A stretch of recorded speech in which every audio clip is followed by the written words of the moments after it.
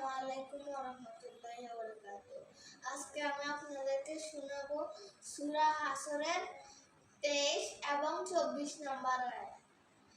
বিসমিল্লাহির রহমানির রহিম।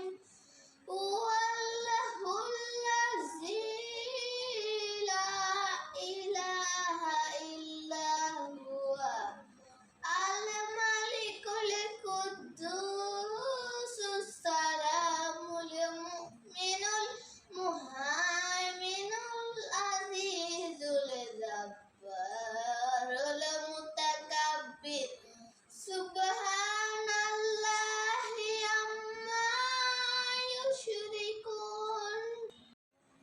ওয়াল্লাহুল খালিকুল বারিউল মুসাইরু লাহুল আসমাউল হুসনা ইউসাব্বিহু লাহু মা ফিস সামাওয়াতি ওয়াল আরদি হুয়াল আজিজুল হাকীম।